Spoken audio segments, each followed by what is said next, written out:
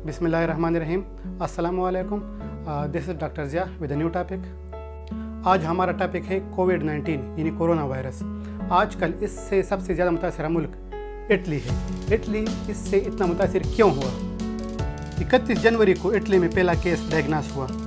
25 दिन के बाद 310 केसेस का इजाफा हुआ और 51 दिन बाद 50,000 केसेस का इजाफा हुआ। इसका मेन रीज़न लापरवाही और हुकूमती हिदायत पर अमल न करना है। अब इसका मुवाज़ना पाकिस्तान से करते हैं। पाकिस्तान में पहला केस 26 फरवरी को डायग्नोस हुआ। 25 दिन बाद 757 केसेस, जो कि इटली के मुकाबले में डबल है। अब खुद अंदाज़ा लगाइए कि अगर इस स्पीड से इजाफा रहा तो 51 दिन बाद क्या होगा।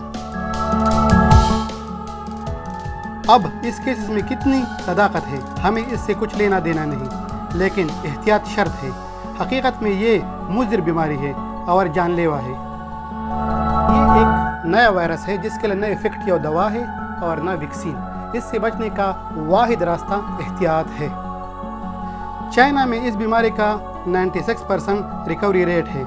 मुताले से पता चला कि चाइना में डॉक्टर्स मुतासर अफराद की इम्यूनिटी यानी क़ुव्वत मुदाफ़ियत बढ़ाते हैं।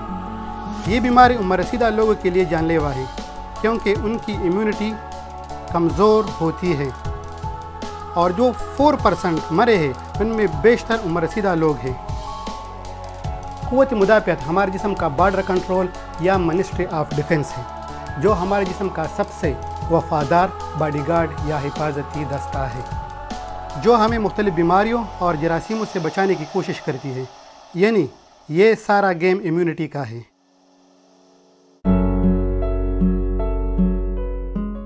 ये बीमारी इतनी ख़तरनाक है कि जानलेवा है, लेकिन अगर एहतियात की जाए तो इतनी ख़तरनाक भी नहीं है। सबसे ख़तरनाक शक और वहम है, लेकिन दूसरी तरफ इंतहाई ख़तरनाक निडर होना भी है। जो लोग कहते हैं कि इस बीमारी से डरना ईमान की कमज़ोरी है, तो एक मशहूर कौल है, उनसे डरो जो अल्लाह से नहीं डरता। चाहे ये अजाब हो या आजमाइश, लेकिन अल्लाह की तरफ से है। लिहाजा ये खौफ और डर का मकाम है, और ईमान का कमज़ोर वो है जो अल्लाह से नहीं डरता। अगर किसी को शक, वहम या अलामात हो तो उसको क़ुव्वत मुदाफ़ियत बढ़ाना चाहिए, जो जिस्म से म्यूकस और टॉक्सिन को फ्लश करता यानी निकालता है। क़ुव्वत मुदाफ़ियत को हम खुराक के ज़रिए बढ़ा सकते हैं, यानी मोस्टली प्लांट बेस्ड फूड। वो खुराक जिसमें विटामिन सी हो, यानी ऑरेंज, टमाटो, अमरूद, स्ट्रॉबेरी, आम, अंगूर वगैरह। वो खुराक जिसमें विटामिन डी हो, यानी फल और सब्जियां जो सब्ज़ रंग के हो, यानी पालक, खरबूजे और तरबूज वगैरह। इसके अलावा चंद लम्हे सूरज में बैठना विटामिन डी का सस्ता ज़रिया है।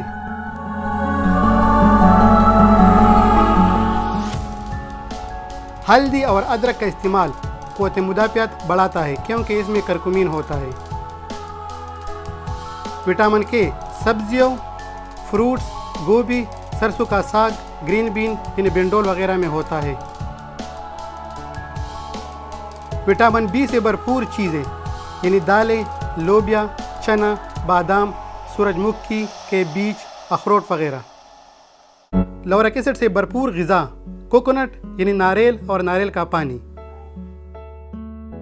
जिंक से भरपूर ग़िज़ा यानी गोश्त, दालें, ड्राई फ्रूट्स, अंडे वगैरह।